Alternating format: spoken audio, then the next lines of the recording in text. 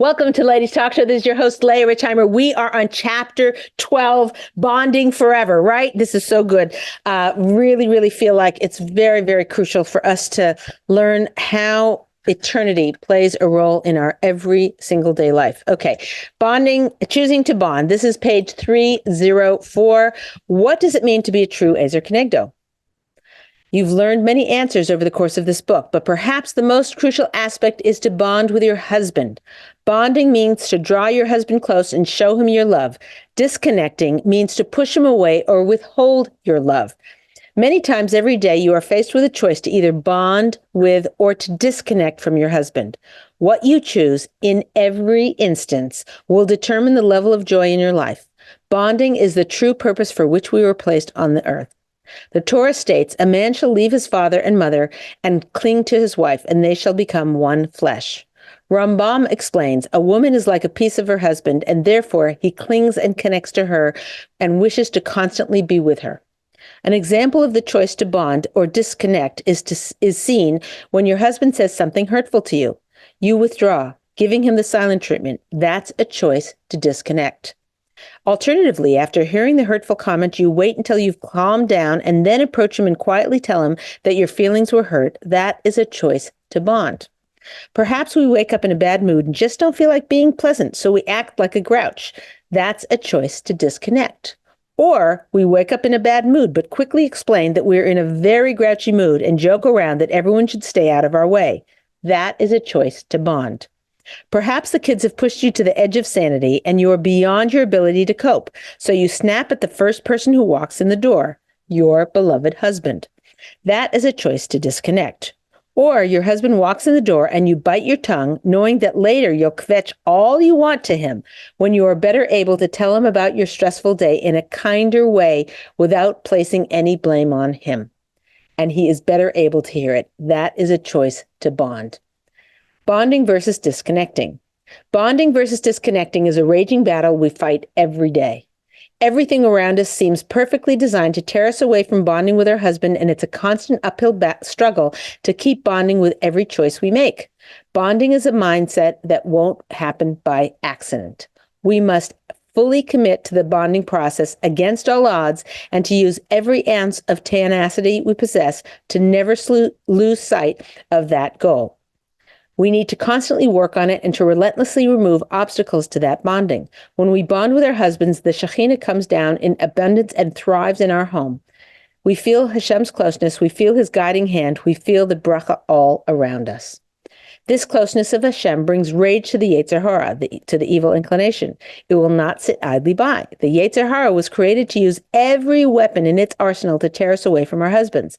The Yetzer Hara's tools include making us angry at each other, creating a grand illusion that our husband doesn't really love us, making sure our husband's kindness isn't really felt by us, tricking us into thinking our husbands are thoughtless and selfish.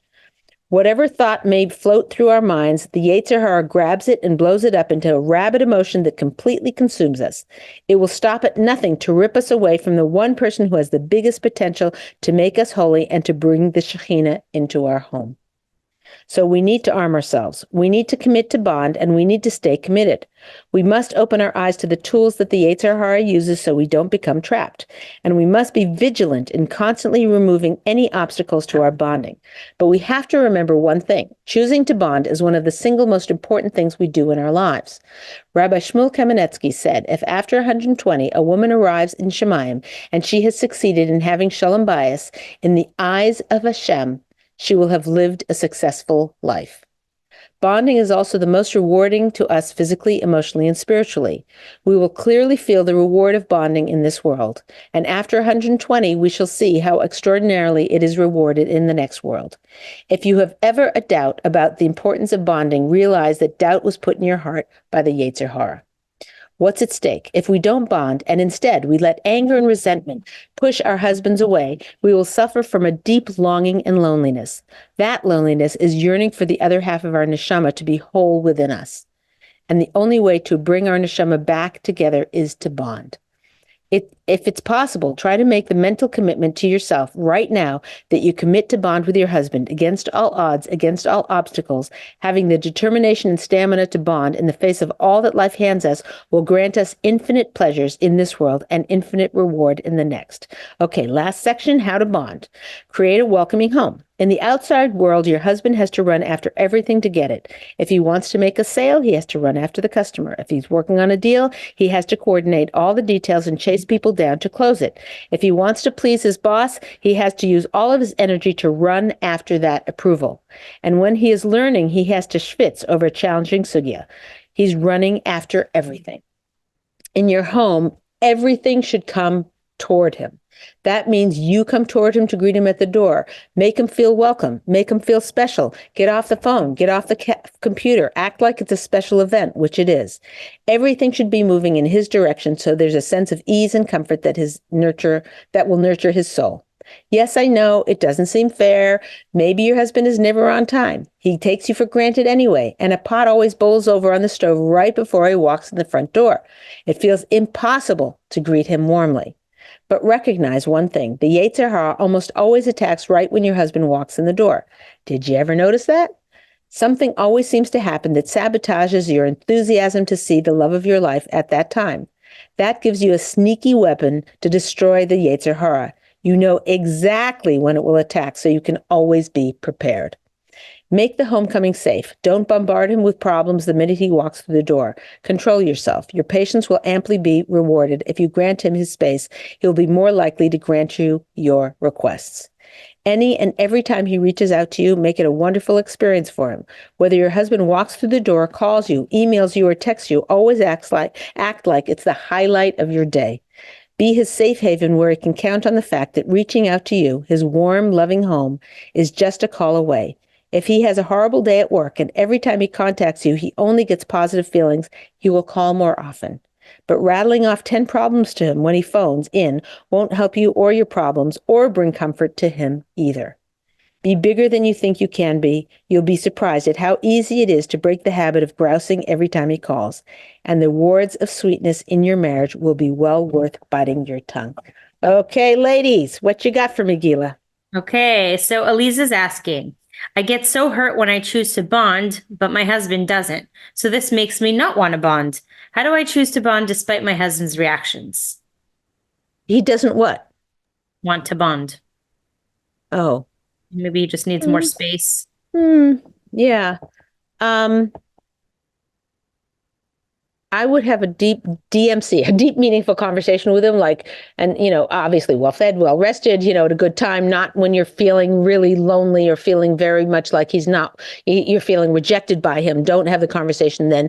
Just when you're feeling peaceful and serenity about life in general, and it might take you a day, a week, or 2 weeks to sort of find, okay, now's a good time, or maybe make an appointment with him for a time and just say, I'm not quite sure what to do because sometimes, I have this desire to bond with you or to feel close to you or whatever. And I feel like you don't get it, like you're not there. Like I'll say something or and I just have a question for you. Like, what can I do to make you want to get closer to me or to bond more with me? Or, do you feel pressured? Would you prefer me to tell you, oh, right now I could use a little bonding? Or do you want me to what can I do? And basically take the whole problem, put it in his lap. But having him understand what you're feeling and the loneliness or the sadness that you're feeling that he doesn't want to bond with you, hopefully will wake him up that this is a crucial, important part of a married life. And that his inability or lack of desire or motivation to want to bond with you is hurtful and makes you feel like you maybe either like that you're rejecting. I don't know what your feelings are, so I'm trying to make up what you feel, but I would imagine, you feel rejected or you feel like he doesn't love you as much as you love him, those kinds of things. And share that with him. Yes, it makes you vulnerable and he still may fail in the future, which makes it more challenging. But the only way you're going to get on the other side of it is to communicate. If you feel you can't do that in a way that's going to be effective or it's going to make him feel defensive, get a third party in there to help work the situation with you. Maybe get yourself a therapist and, not for 2 year commitment, but I have a few sessions, 2 or 3 months worth of sessions to sort of figure out, is it lacking in you? Did you not get enough love as a child? And so you're trying to make up for it in your relationship with him when really he's really there for you, so you need to do some introspection also on that. But the bottom line is that communicating it with him and is understanding yourself and communicating it to him is the way to rectify this situation. It's a great question, and I wish you hatzlacha in the work that it's going to entail to make that happen. Okay, what else you got? Okay, Bracha's asking, when I choose to bond instead of snapping, I'm desperate for him to know about my success. I always end up telling him that I was about to snap and I didn't. Is this okay? 100%. 100%. Okay. Just the same as, they say that when you make a donation, you should tell your children, we're donating tzedakah, we're giving charity to people. You know what I'm saying? Why? Because if you do it always behind their back, when they get to be older, they'll be like, oh, well, my parents never did that, So much the same way, your husband needs to be proud of you. Your husband needs to, you need to feel his pat on the back or whatever. And I think the fact that you're making that effort will help him to want to make more effort in the marriage as well. Good on you. I think it's great. Okay, go ahead. Okay. Emma's asking, it's hard to welcome him home when he comes in so agitated. It's as if he used up all his good middos at work, and when we get him, he's tired and impatient. How do I warmly greet him when he's like this? Oh boy. Oh, sorry, kiddo. What'd you say? Said it's like picking up the kids from carpool. Yeah. Oh boy. So, yeah, I think you got to have a convo with him, and you need to say, I'm not sure what to do. I mean, if a Rav heard this, the Rav would take him aside and say, listen, after you leave work, drive your way home, park 5 minutes from the house, park on the side of the road, deep breath, have some nuts, have some, crackers, something that's going to fortify you, get yourself in a good frame of mind to walk in the door. That's what they would say to the husband. You can't say that to your husband because it'll be rejecting him for who he is and it'll make him feel bad and whatever. So you can't do it. You could suggest that as one of the many things that you suggest. But when you have a conversation with him, I'd say, you always come home and I feel so bad for you. You have such a hard day at work and whatever, and you're exhausted and you just hard to rise to the occasion. When you come home, you just want to let your hair down. But I just want you to know, and when you come home, I just get the feeling like your overwhelming feeling you're having is exhaustion and wanting to let your hair down. And I want your overwhelming feeling, oh, I get to see my wife, woohoo, I will settle for somewhere in between. But what do you think we can do to change it so that when you come home, I feel like you're so happy to see me? Well, if the house wasn't so a mess, I would, who knows what he's going to say from that. But so I would work on figuring out what his defense mechanisms might be, what his answers that might not be so happy, anticipate a negative reaction to it, because it might sound to him like you're attacking him, which you're not. So you could preamble and preemptive strike and say, I don't want to attack you. I don't want to make you feel bad. I'm trying to solve an issue in our home, which is that when you come home, I feel like you're not happy to see me. And that makes me sad. Is that something we can work on? And put the problem in his lap and brainstorm. You might spend a week writing journal or writing notes to yourself on what kinds of things might be most effective with him. And then just go for it. And I think it's got a good shot at least improving a little bit. Okay, good question. Okay. Shayna's asking, when I greet my husband at the door, he says he doesn't like it because the kids bombard him. He'd rather sneak in and have a few minutes to himself. I'm not sure what my role is here. Yeah, I totally hear that. You could ask him this car thing about parking around, just parking around the thing. So his kids, otherwise, kids are very sensitive, and it might be that they feel like, daddy, if he snuck in and then they realized he was there, eventually they'll realize that he is avoiding them when he comes home, and that might hurt their feelings. Not the end of the world if his needs for that space is more important than his kids' feelings. But but He's the king, so yeah, that would be accurate. So, but there could be a way, a workaround, a hack, which is to park around the corner, maybe for him to, if he has a article he's reading on something or something, maybe printed something up and he's in the middle of reading it, so he comes home, he finishes his work day, and then he sets a timer when he gets in the car for 5 minutes or 10 minutes away from the house, where whatever he would do when he walked in the house that he needed the space from, he would do that in his car before he gets home. Now, if he's a commuter and, maybe there's a park bench, I don't know. Yeah, you have to get creative, but that would be one potential solution. Another solution would be, husband, would it be okay with you if when you walk in the door, we all go to greet you at the door and all the kids and they bombard you and whatever, but then everybody knows you get, you're going to walk in, you're going to say hello to everybody, hugging, hi, hi, hi, hi. And then you're going to go hibernate for 15 minutes. That's another option. So logistically, think about what might work, but I would have a conversation with him and try and brainstorm different solutions. Good question. And just remember, his needs at that time are more important than the children's needs.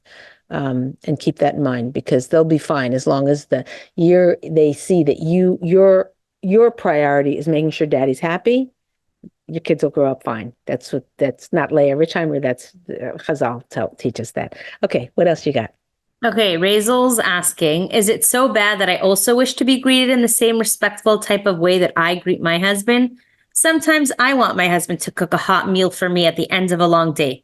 How do I quell these feelings of jealousy, how I treat my husband?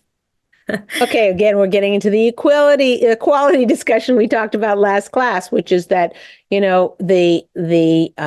been sold a bill of goods that everything should be equal. I get it. You'd like to have your hot meal, and that if that works in your family, fine. You didn't specify if your husband works full-time and you're a full-time stay-at-home mom, that would be an unreasonable request. If you're both full-time, either learning or he's working or whatever, both full-time, then the divvying up of the duties, is a little bit different. So you have to really work that out in a way that works for both of you. But it's usually not equal. And there was a Dutch study that talked about how the more equal the relationship was in terms of divvying up duties, the higher the divorce rate. I think it was double the divorce rate, the closer you approached equality in marriage. So it's definitely a fail. Why is it like that? I don't know. I'm sorry it's like that, but the understanding that having a Torah-based marriage is far more important than having an equality-based marriage will hopefully help you mentally prepare yourself for it. And then instead of, him cooking a hot meal for you, maybe you say, listen, once a week, I need a night off. We're getting pizza, or we're getting, actually everyone else is getting pizza and I'm getting like a very expensive, lovely salad with avocados sliced beautifully, whatever, treat, you have to take care of yourself as well as the family, if that's in the budget or whatever. But very, very crucial not to try and put him into a woman's role, into what you would do. There are other hacks that you can do that don't make him feel like he's doing something that men tend not want to do. Unless you have a chef for a husband or somebody who loves it, that's a different story. Okay. Yeah. I'm getting into tricky territory because, some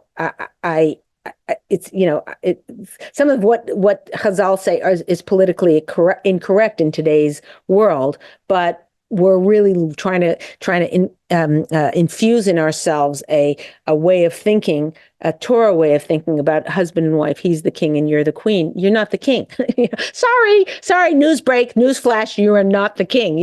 And so understanding that, it can be very frustrating to a modern woman, but embracing the role of a queen means all of your needs are getting met, like your needs for being cherished, your needs for being close, your needs for having good communication, for being on the same page, for closeness, for bonding, for respect and adoration, and all of the things you want are available here. It just may not look the way that's politically correct. So this is, again, taking each individual point one by one could make you really annoyed. But you take the whole picture, you take the whole forest. It's like, oh, you know what? This one, I don't like that one. I don't like this one. But as a whole, this makes me happier than I've ever been in my life. And if I didn't have, 10,000 women behind me who I've walked through the Shalom Bayis Masorah, is it 10,000? Maybe, probably. I don't know. It's a lot of decades. But anyway, whatever. It's a lot of women. If I didn't have them all writing me letters, oh my goodness, why didn't I know this when I was younger and blah, blah, blah. If I didn't have that, then I'd say it sort of hesitantly. But I got a lot of my own experience and everybody else's experience. And just try this at home. That's the take home message. Okay. Do we have any time for any more questions? Are we? Yeah, one more question we have time for. Okay. And it's from Tahila. And she's asking, the time when my husband comes home is the most difficult time. You discussed this in the chapter. That's the Yitzhara. When my kids are super cranky and I'm trying to do a million things, is it wrong that I explain to my husband ahead of time that if I don't greet him that day, it's because it's just super hectic at that time? I'm only able to greet him about 2 times a week. That's fantastic. So you know yourself. Now, here's the thing, though. You do have good planning. So let me just ask you this, and everybody should think about this. At that time, right, that witchy hour, whatever they call it, at that time, are you also making the school lunches? And are you also like trying to get a babysitter for Motzei Shabbos? And are you also, having 8 emails come in or texts or whatever things you're on social, whatever, or flip phone, people are calling you? Like, how are you managing that? Are you setting up clear boundaries? If that time is the worst time, you need to say, Ma, I'm sorry, that's my worst time. That's a witchy hour, trying to get the kids bathed, trying to get the homework done, or whatever. Please don't call during that time. I love to talk to you during the day or at work when I'm having my lunch break. I'd love to talk to you at night. I'd love to talk to you Sunday morning, whatever. That's a bad time. So setting up boundaries and for yourself and for everybody in your life. And then suddenly this miserable time could get better. Now, if you have, 9 kids under 9, maybe this is not possible. But for most of us, there's at least a few things we can take off our plate during that time that gives us the koyach to be able to greet our husband. If you're greeting him 2 times a week now, don't make yourself crazy and say, I'm going to greet him every night. Say, I'm going to now 3 times a week, and work over it over time. Some women can't greet their husband when he walks in the door. It's just physically impossible. The door is over there. The kitchen's over there. The kids are all in the backyard. It's not safe. It's not like this mandatory thing. It's the mindset of greeting him at the door. The mindset of here is a change in status of the home where the king has just walked into the palace, and understanding that and internalizing that is the mindset that you need. The physical of walking to him, it's lovely, it's nice, it's important. But even if you can't do that, you're giving the kids a bath. And you're like, oh, welcome home. So happy you're here. I'll be out in 5 minutes. I'm bathing the kids. That is what's crucial to understand. And do whatever you can. Right now it's 2 times a week. Good on you. And you can tell them, I wish I could greet you every time. You see the kids, I've got, 4 kids under 4, whatever. It's not possible. I wish I could greet you more. I'm working on it. It's a life project, and hopefully over the course of the next year, I'll do a little bit more, and he will appreciate your taking him into consideration. Okay, ladies, this is Leah Richheimer for the Ladies Talk Show. Wait. Let me give you the homework. The homework this week. One time this week, to have a depth of understanding of the importance of bonding. So you'll be watching yourself, kind of like standing aside yourself and watching how you're interacting. And you're like, is this bonding, or is this action or words I'm saying not bonding?